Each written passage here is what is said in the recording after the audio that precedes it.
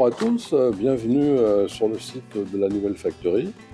Aujourd'hui, nous accueillons un nouvel artiste, Krangdu, qui est photographe, Mathieu. Donc, bienvenue parmi nous. Merci. Donc, est-ce que tu peux en quelques mots te présenter? Donc c'est Mathieu Le Goer, moi je dis Krangdu, le crabe noir, c'est mon blaze, tout ce qui est artistique et aussi communication, parce que j'ai plusieurs casquettes, je suis photographe et aussi graphiste. La communication par l'image. Et ce petit crabe noir, c'est un peu mon animal totem qui me suit partout. D'accord. Voilà. Donc, en fait, c'est une connotation bretonne, en fait. Ouais, ça a beaucoup de sens dans mon travail, le lien à la Bretagne, à la langue. Il y a des périodes où mon travail est bilingue, c'est-à-dire, enfin, je passe des journées vraiment à parler les deux langues suivant mes missions, mes clients. Beaucoup de clients en lien avec la culture bretonne et la langue bretonne. Ouais. D'accord, ok, c'est un peu l'héritage. Okay. D'ailleurs, j'ai vu sur l'exposition qui est en cours, vous pourrez voir, c'est marqué dans les deux langues. Comment est venue ta passion, la photo ou... L'art, un peu depuis toujours. J'ai été élevé par deux artistes. Mes parents étaient profs d'art plastique et artistes aussi à côté, forcément. Ça aide.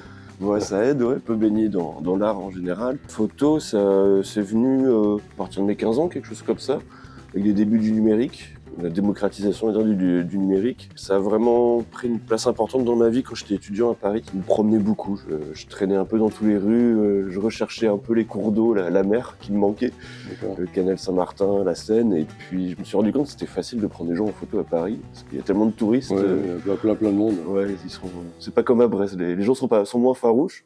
Donc j'ai commencé beaucoup avec des photos de scènes urbaines, on va dire. Safari urbain. Progressivement, le paysage a pris plus de place et puis il y a toujours eu des ponts avec mes activités, mes études de design de produits. Donc à travers la photo, d'aller retrouver l'objet, les matières, les textures, puis ma passion pour le graphisme qui est devenu mon métier. Là, c'est la construction, les lignes, les rythmes, le cadrage, l'importance du cadrage. Ça se voit bien sur tes photos, elles sont très construites, on va dire. Je les construis un peu comme des affiches, au fait. Enfin, ça dépend des thématiques, mais c'est vrai que dans le minéral, dans les reflets, souvent la dynamique des obliques va influencer. Et tout ça, c'est en fait un mélange de tous mes passions, en fait. La photo était un peu le catalyseur, on va dire. C'est un peu le catalyseur et au début, c'était vraiment une passion. Quand je me suis mis à mon compte en 2018, j'ai voulu tout de suite mettre au même rang la photo et le graphisme. Parce que pour moi, ça cohabite. Ça cohabite dans ma façon de voir les choses et ça arrive souvent dans des projets avec des clients que j'exploite vraiment tous ces facettes-là du design de produits. J'en fais encore un petit peu au graphisme en passant entre les deux par la photo. Et le mieux, c'est quand on prend photo. Une journée type pour toi, ça se passe comment? Le matin, tu te lèves, ça y est, je vais faire des photos ou tu es déjà en train de mûrir une idée Alors les photos, souvent, hormis quand c'est des commandes, les photos, ça reste vraiment quelque chose d'empirique. C'est né du chaos des balades, des pérégrinations. Je pars avec mon appareil. Je sais pas encore ce que je vais avoir en rentrant. C'est comme celle qui est derrière nous. Donc là, ce sont des cailloux qui sont assemblés. Alors, presque la question que tout le monde va se poser, est-ce que c'est un assemblage que tu as fait ou est-ce que l'assemblage était là? Non, bien sûr, c'est des compositions que je fais. Parce que j'adore les cailloux et bon, en principe, on n'a pas le droit de les ramasser. D'accord. Puis ils sont bien mieux dans leur contexte. Donc en fait, je joue avec. Tu les changes légèrement de position. Ouais, je prends en fait ce qui environne. Et des fois, je fais une sorte de nature morte un peu plus géométrique, on va dire, un peu plus contemporaine. Et c'est vrai qu'à Plougastel, c'est vraiment mon terrain de jeu principal. Je vais ailleurs aussi, mais y habitant, voilà, j'ai de quoi faire. On est assez gâté niveau cailloux. On a une richesse géologique. Des textures. Il y a ce qu'il faut. Ouais. Ah ouais, et c'est ça, quand tu les vois en contexte, ces cailloux, t'as envie de faire quelque chose avec. C'est une matière, en fait. Il y en a, c'est la peinture, moi, c'est les... Donc ton inspiration, c'est les cailloux entre autres. Ouais, non, je suis beaucoup inspiré par les arbres aussi. J'aime bien chercher des sortes d'anamorphoses avec les arbres. Trouver un petit peu... ils font penser à des humains. Et j'ai un lien particulier avec eux, ils m'apportent vraiment quelque chose... Chaque arbre apporte quelque chose. Il y en a, c'est plus de la force, d'autres, c'est plus de la sérénité. de mettre ses mains dessus, de les regarder, de faire le tour. Et c'est toujours un défi d'avoir en photo un arbre. Et moi, c'est le plus près possible et d'avoir tout l'arbre en entier. Ouais. Ça, c'est ce que j'aime bien faire. J'ai fait beaucoup pendant le confinement. Peut-être un peu en manque de relations humaines. Et j'allais chercher un peu l'humanité à travers les arbres. Ouais, c'est vrai, c'est très tactile les arbres. Hein, Ouais. Mais par rapport à tout ça, est-ce que tu as un artiste qui t'a inspiré pour ces photos ou ça t'est venu comme ça Pour les photos d'arbres, s'il y avait un artiste, ce serait sans doute Arcimboldo, voilà, qui faisait ces natures mortes là, de visages selon les saisons, Ouais. avec des légumes, des fruits qui viennent dessiner des visages. Ça, c'est vrai que ça m'a beaucoup marqué quand j'étais gamin, donc je pense qu'il y a des réminiscences. Ouais. Oui, tout à fait. Et puis, il y a tout l'imaginaire breton, celtique aussi qui ressort dans l'image du chêne, du hêtre, de l'if, des châtaigniers. Enfin, c'est bon. Ouais, tu as toute une culture qui Ouais. t'inspire. Quoi. C'est ça, ouais, il y a un imaginaire en l'if. C'est vrai que c'est un arbre qui m'attire beaucoup parce que déjà, c'est des arbres qui ont des centaines d'années et qui sont une passerelle entre l'au-delà, entre le monde d'ici et le monde de là-bas. La forêt de Brocéliande. Ouais, c'est un peu loin, mais C'est magnifique. Hein. Bah ouais, il y avait le hêtre de Pontus qui était magnifique, notamment. Ouais. La dernière fois que j'ai vu cette forêt, moi j'étais. Waouh. Ouais. Mais c'est vrai qu'ici, on a des petits endroits sympas aussi. Huelgoat, ça reste quand même un beau spot. Et puis à Plougastel, il y a beaucoup de friches. Donc ce qui est chouette, c'est qu'on des fois, on se retrouve, on quitte les sentiers, puis on se retrouve dans des anciennes parcelles où il va y avoir des murs de pierre au milieu des arbres. Et donc, d'où la photo qui est à l'entrée ici, avec ce chêne qui a grandi sur un muret, et puis le lierre qui est revenu par-dessus, et puis il y a cette espèce de symbiose que j'aime beaucoup. Ouais. Et puis après, notre terrain de prédilection en photo, ça va être, y a les humains forcément, la street photo, mais aussi et surtout les reflets. Ça, c'est quelque chose qui prend beaucoup de place. C'est ma collection la plus importante, ma série la plus importante aujourd'hui est sur les reflets. D'accord. Et ça, les reflets marins et ruraux, et un peu urbains. Et donc, c'est d'utiliser les flaques, procédé connu. Hein, Ouais, de reflets. Mais justement, ma question suivante, c'est tu utilises quelle technique tu travailles en numérique ou encore est-ce que tu as déjà essayé l'argentique ou... J'ai fait un petit peu d'argentique il y a longtemps, en étudiant, et je dis pas que j'en ferai jamais. C'est une question de temps et d'investissement, mais c'est vrai ce que j'aimais beaucoup dans le noir et blanc, c'était la partie labo, quoi. Ouais. C'est ce qu'on fait en numérique aussi. Hein. Moi, j'assume complètement la partie labo, la partie Lightroom, on va dire, chambre noire numérique. Tout à fait, c'est normal, le numérique. Travaillant en RAW, on est obligé de toute façon, et puis moi, une photo, elle n'est pas finie. Il suffit pas juste d'appuyer sur le déclencheur et c'est fini. Non, il y a tout le process de rééquilibrer, de savoir qu'est-ce qu'on veut mettre en avant. On a des leviers pour ça. Pendant le cadrage, pendant la prise de vue, oui, mais après aussi, ce serait dommage de s'en passer. Puis moi, après, ça, c'est encore une étape du travail. Moi, la dernière étape, c'est d'écrire. Mais d'écrire de mettre la photo en contexte avec un texte, une poésie. J'estime que tant que j'ai pas réussi à aller jusque-là, la photo, elle est pas encore prête. D'accord, il y a toute une démarche poétique autour. Voilà, ouais. Et donc, pour toi, l'art est un véritable défi. Est-ce que tu as eu des moments difficiles, par exemple Ah oui, non, c'est un exutoire, c'est sûr. Depuis toujours. Je considère vraiment, surtout la photo, plus que le graphisme, plus que l'illustration. J'aime bien dessiner aussi, j'aime bien graver.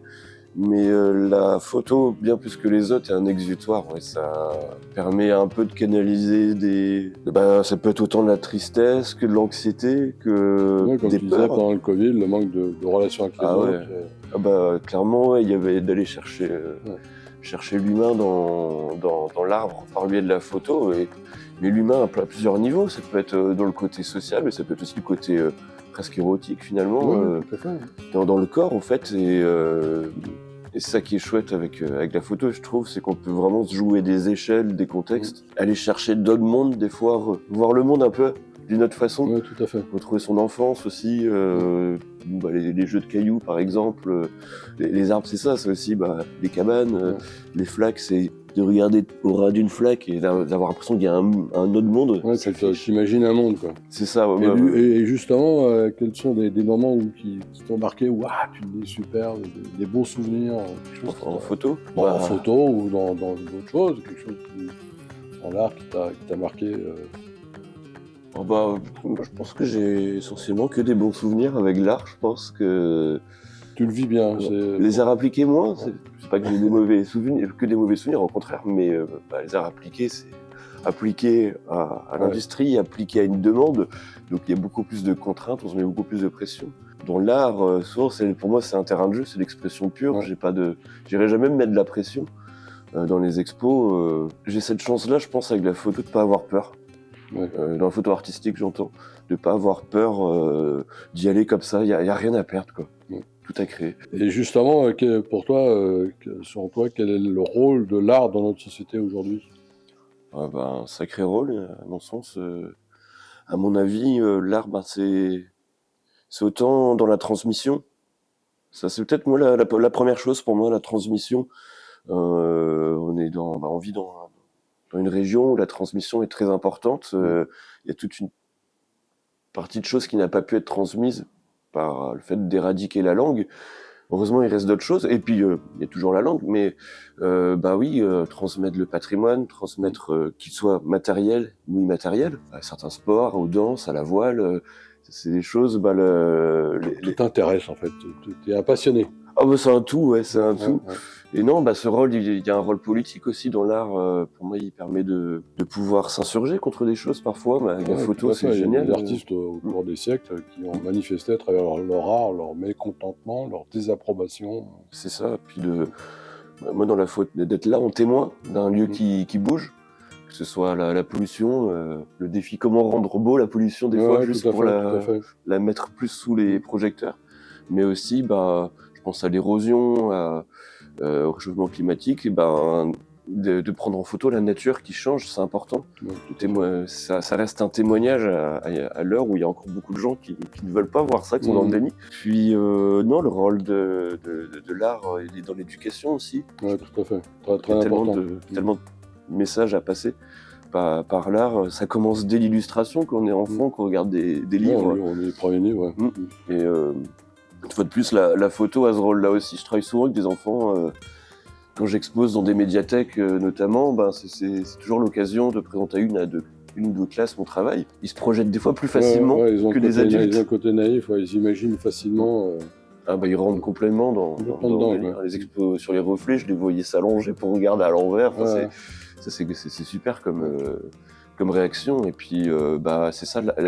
En temps de crise, c'est l'art qui va m'enfler le plus. Je sais plus, c'est Churchill qui disait ça, que je me demandais pourquoi, en étant en guerre, peut-être que c'était peut-être pas nécessaire continuer à mettre de l'argent dans l'art. Et puis non, justement, c'est contre ça qu'on se bat. Enfin, je suis tout à fait d'accord avec cette image de l'art qui, c'est pas une option en fait. En temps de crise, quand tout va mal comme en ce moment, il faut justement se mettre des belles images pour pas devenir fou. Ça, c'est un refuge, et autant pour la personne qui regarde que la personne qui s'exprime, et c'est un médium, c'est quelque chose qui permet de sortir, de sortir les émotions et tout ce qu'on ne peut pas sortir autrement. Et en le faisant, on invite d'autres personnes à le faire aussi. C'est l'aspect thérapeutique de l'art, super important en fait. Donc ma prochaine question, c'est comment vois-tu l'évolution de l'art par rapport à l'IA par exemple? Toi qui es jeune, donc t'es plus concerné, on va dire. Je suis clairement concerné, je pense comme les graphistes d'il y a 30-40 ans certains ont tourné un peu le dos à l'informatique, n'y croyaient pas, puis on voit ce que ça a donné, même s'il y a le retour de la linogravure en force, de la gravure tout court. On peut pas faire sans. Et l'IA, moi j'ai décidé de pas tourner le dos.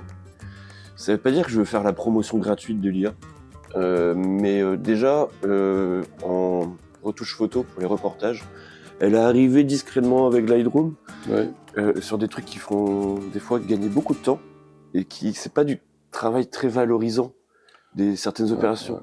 Donc là, je me suis pas trop posé la question, je me suis dit, quand ça fait des masques automatiques, des reportages type festival.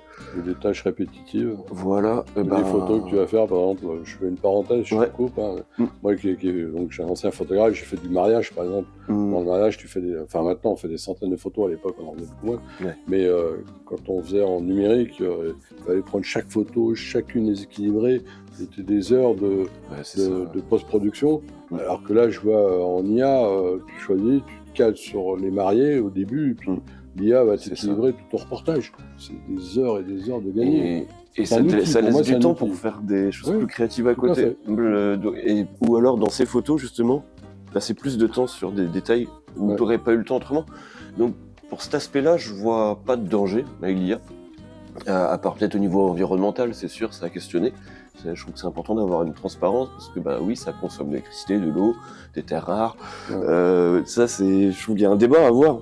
Mais d'un point de vue pratique, dans mon protocole, on va dire dans mon process, partie de l'IA, Ça te ferait pas. je la boude pas. Après, je teste en tant que graphiste, et même en photo des fois, partir d'une photo et faire de l'IA générative autour Ouais. pour voir ce que ça donne. C'est des expériences que j'ai fait. Je les ai pas imprimées, je les ai pas forcément partagées. C'est la curiosité, voir comprendre les risques aussi, quoi. Puis ça peut te permettre d'imaginer encore autre chose. Bah, justement, là, j'ai vu ça. Entre le graphisme, l'image, comment traiter ton image, Ouais. l'intégrer dans du graphisme. J'ai pas réussi à l'utiliser comme ça au premier degré, plus pour faire joujou, on va dire. Et sinon, bah, en graphisme, ça m'arrive d'utiliser l'IA pour... alors, jamais tout cuit. Ouais, Ça, il faut pas. Parce que si tu prends une IA, enfin moi je teste un peu, on n'est pas la même génération, mais je teste un peu, et si tu arrives, tu dis voilà, fais-moi ça, bon, ça va sortir un gloubi-boulga, on sait pas trop, alors que si tu fais des choses précises, c'est mon image où j'ai mis, c'est impressionnant, tu donnes une directive précise, l'IA va le faire. Ah mais c'est flippant. Moi, il y a un côté, je suis autant fasciné qu'effrayé. À la fois dans le côté, quand on voit ce que ça donne Grok, le truc d'Elon Musk, où il y a un côté complètement viselard, on respecte pas l'image des gens. Ouais. C'est effrayant, le côté deepfake, c'est effrayant. Et puis le côté d'être remplacé par des machines à terme, c'est un risque. C'est pour ça que justement je tourne pas le dos complètement, pour pas me faire surprendre. Ouais. Et après moi j'essaie d'en avoir une utilisation, on va dire intelligente, c'est un peu con à dire, mais... Oui, tout à fait, si. À mon avis, il faut rester maître de... Ah bah déjà rester maître et puis de voir si c'est justifié. Puis dans la finalité, faut pas qu'on ait le sentiment que voilà qu'il y ait une machine qui était faire ça. C'est marrant parce que ce temps-ci, des fois j'ai l'impression que j'ai des projets où je suis vachement IA, des projets où je suis vachement à la main. Et c'est ça qui est marrant. Je pense pas que ça va complètement. Je sais pas si c'est un plafond de verre qui aura, mais c'est comme la photo. Elle a fait peur aux peintres à une époque. Exactement, c'est ce que j'allais dire. À chaque fois, tu as une nouvelle technique. Quand dans le métier à tissage, quand les premiers systèmes de tissage ont fait peur aux canuts à Lyon, qui ont voulu tout détruire parce qu'on leur dit c'est des trucs automatiques. Ils ont eu peur, mais chaque révolution industrielle a apporté des biens et des moins biens, ça c'est sûr. Mais je pense qu'on aura toujours besoin de concret. Enfin, je vois justement la photo ancienne qui revient en force. Je pense à mon collègue, mon pote Guy Bescon qui travaille beaucoup en tirage lit et maintenant beaucoup en collodion. Oui. Et ça marche bien, j'ai l'impression. Déjà, c'est chouette. Mais les gens, ça leur parle au fait d'avoir un objet unique, une image unique qui sort c'est un côté magique. Procédé chimique. C'est un côté magique. Ah bah c'est l'autre fois, j'ai assisté à une démonstration en collodion. Bon, je connais le principe, mais c'est vrai quand le néophyte voit son image apparaître dans la cuvette au fur et à mesure. Waouh. C'est impressionnant. Puis il y a ce côté vérité. Ouais. Même si, moi, à mon sens, la photo, c'est pas. Souvent, on parle de vérité ou pas. Il y a un débat, mais qui je trouve un peu à côté de la plaque, dans le sens où la photo, il y a une part de réalité, mais ça restera toujours une photo. Ouais. Ça veut pas dire que c'est pas bien. Il y aura toujours un choix, le cadrage, l'exposition. Par exemple, dans le collodion, là où la vérité s'arrête, c'est que c'est une pause de plusieurs secondes, donc c'est pas spontané. Mais ça n'empêche pas que c'est superbe. Des fois, on me dit ah ouais, mais toi tu retouches tes photos. Mais évidemment. Mais parce que ce que j'ai dit dans la dernière interview avec Pierre Talec, on parlait de Photoshop, et quand moi, dans la version 1.0, je disais je sers de Photoshop, je retouche mes images à l'époque. Mais c'était quoi? C'était un scandale. Et encore les anciens qui me disaient mais attends, mais c'est qui toi pour faire ça? Et chaque fois, c'est des choses qui se répètent tous les 20 ans. Alors que, justement, c'est ça qui m'étonne toujours, quand des personnes qui, des fois, se vantent de ne pas retoucher leurs photos en faisant des photos compressées en JPEG directement. Moi, je veux dire, mon point de vue, c'est que il y a déjà une interprétation qui a été faite, mais c'est pas par le photographe, c'est par un processeur qui est intégré à l'appareil. Ouais. C'est dommage finalement se dire qu'au fait là on a comme une forme de vérité. Non, parce qu'il y a une machine derrière derrière qui est interprété. Ben, Pour les mettre en premiers JPEG. photographes au 19e siècle, ils faisaient plusieurs poses. Les premiers ont commencé, et après ils faisaient des sandwichs pour faire des tirages, parce que la pellicule n'encaissait pas les temps d'exposition, les d'éclairage surtout extrêmes. Ah ouais. Et donc ça existait. Mais Sauf que maintenant on fait ça automatiquement. Ouais, il y a beaucoup Et de donc ce qui m'amène à une autre question. question, qu'est-ce que tu conseillerais alors il y a encore un plus jeune que toi qui veut faire de la photo, qui veut te passionner, tu lui dirais quoi? Bah, d'y aller. Hein. D'y aller? Qu'est-ce que je dis? Bah, déjà, moi, je trouve que la grande richesse et la force de la photo, c'est l'expérimentation. Ouais. Donc, c'est d'y aller avec le numérique, on peut se permettre. Faut y aller, faut prendre plein de photos dans plein de contextes, voir ce qui nous plaît le plus, quitte à en faire plein de différents. Moi, je fais autant du culinaire que du paysage, que de la photo scolaire, je vais dans tous les sens parce que j'aime bien ça. Tu peux te permettre d'expérimenter avec le numérique. Ah bah, c'est la grande force. Il n'y a pas de péloche à acheter. Et puis, ouais, parce qu'à l'époque, on avait ouais, là, il y avait un coût, je pense. Il y avait un coût qui était important, il y avait un délai. On faisait, comme j'ai déjà raconté plusieurs fois, quand je travaillais en agence, on avait des 36 poses. Et quand on faisait déjà 36 photos, c'était bien. Et puis quand on en faisait plusieurs pellicules par jour et qu'on avait une photo de bien.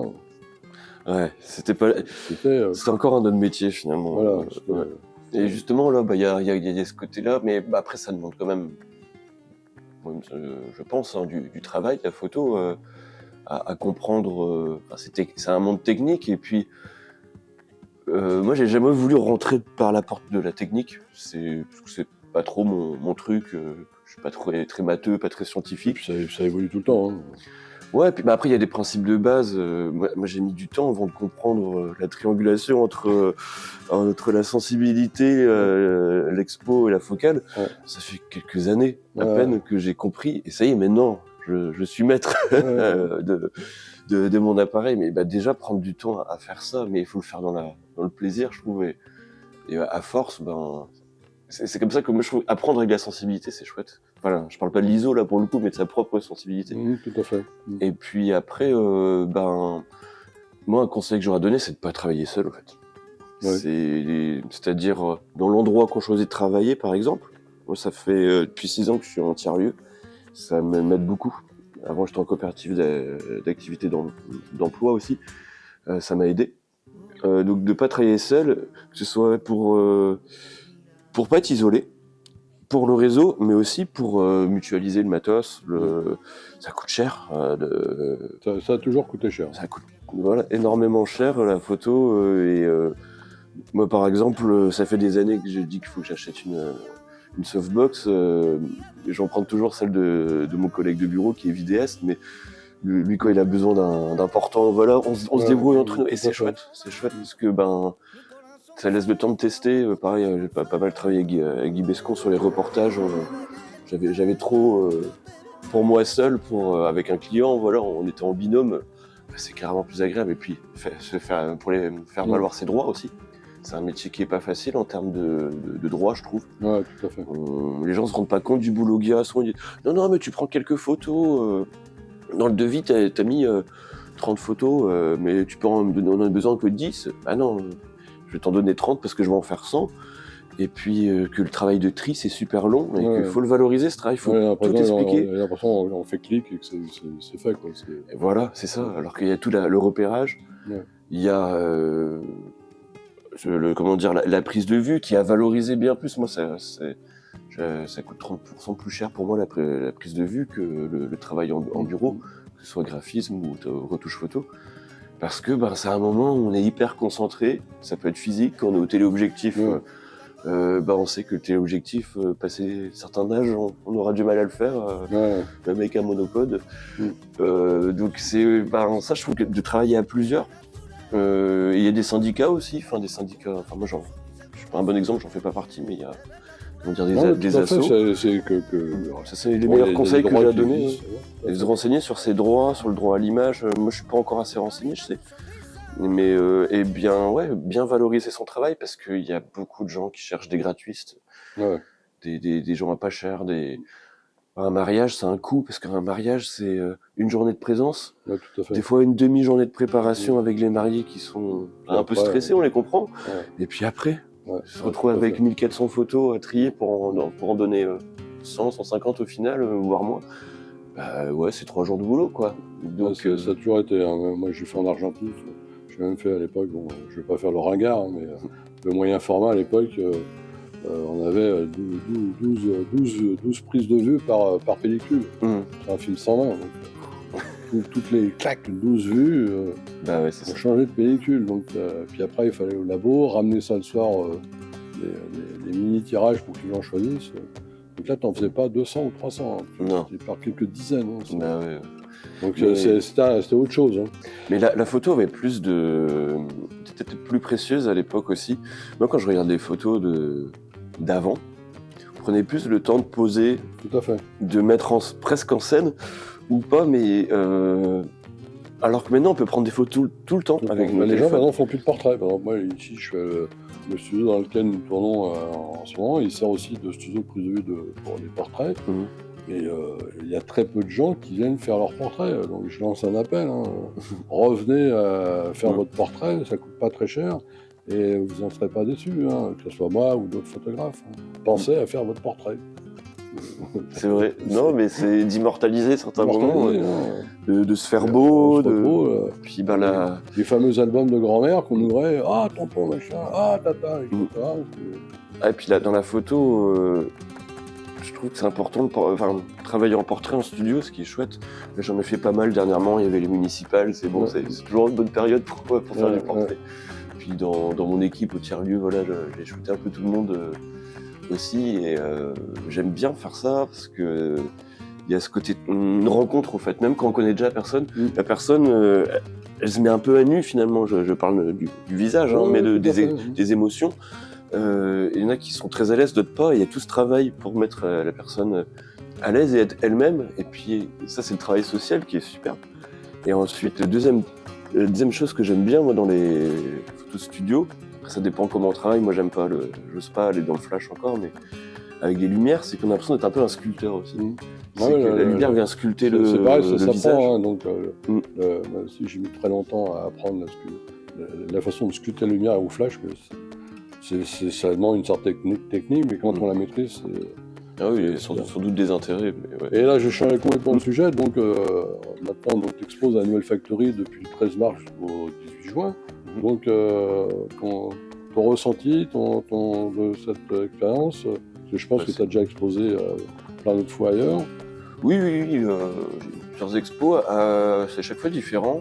Je crois que c'est la première fois que j'ai... Non, c'est que la deuxième fois que j'expose dans un lieu artistique. D'accord. Sinon, souvent, ça peut être toutes sortes de lieux, mais ça sert à autre chose généralement. Et voilà, j'étais pendant 1 an aux ateliers Lafayette à Landerneau, où voilà, c'est plusieurs artistes qui se mutualisent pour exposer ensemble de façon permanente. Je connais, oui. Bah ici, c'est la première fois que j'expose à une sorte de galerie, on va dire. Enfin, c'est une galerie. Et ouais, c'est un centre, un lieu d'art, on va dire, oui. Et donc ça, c'est déjà agréable parce que on se sent bien compris tout de suite. Il y a la sensibilité de toi et puis de Marie-Alice qui est chouette pour l'accompagnement, la mise en valeur. Donc c'est pro, c'est chouette. Et puis le lieu est vraiment atypique. Ça c'est vrai. Ça donc je rappelle, hein, pour nos auditeurs qui ne sont pas venus, qui n'ont pas vu les autres vidéos, on est dans un entrepôt. Donc là aujourd'hui c'est calme parce que les travailleurs ne sont pas là pour travailler, on va dire. Et nous sommes dans un lieu qui a 8 mètres sous plafond. C'est un lieu à voir. Et donc je vous invite donc déjà à regarder les autres vidéos, notre site internet. Donc je rappelle, nouvelle-factory.com. Comme d'habitude, abonnez-vous ou cliquez sur la cloche pour être prévenu des prochaines vidéos. Voilà, donc à voir. Et puis pour ceux qui n'ont pas la possibilité, qui sont trop loin pour voir l'expo de Krangdu, vous aurez bientôt les images sur le site. Et vous pourrez aussi, pareil, mettre des likes, pas de souci. Et donc après, un livre, un film, une expo à nous conseiller, ou quelque chose qui t'aurait marqué Un livre, un film, une expo... Quelque chose que tu as vu qui t'a inspiré, même pas récemment. Hein. Ouais, je sais pas. Non, je pensais à une expo qui m'avait beaucoup marqué, qui a eu une influence sur mon travail sur les reflets. C'était une expo, mais voilà, c'était il y a quelques années. Maintenant, voilà, peut-être que tout le monde ne connaît pas l'artiste Sol Leiter, Sol Leiter, ouais, qui est un photographe qui a fait des photos américains. Il a fait des super séries dans les années 60 à New York, avec des paysages très, on va être dans le reflet, la pluie, des couleurs chaudes qui sortent de l'obscurité, des taxis, des personnes avec des tenues colorées, ce mélange de bleu et de jaune-orange. Ouais, je vois sur New York. Et, voilà, avec des baies vitrées pleines de pluie. Ça m'a beaucoup marqué. Je sais pas, en film, il y en a tellement, mais s'il y en a peut-être un en termes d'image qui m'a marqué assez aussi, c'est Love Lisbonne de Wim Wenders, où c'est vraiment dans le contemplatif. On se balade dans Lisbonne avec des scènes très longues, agrémentées de fado. Moi, j'ai jamais été à Lisbonne, mais c'est vrai que ça donne envie. Et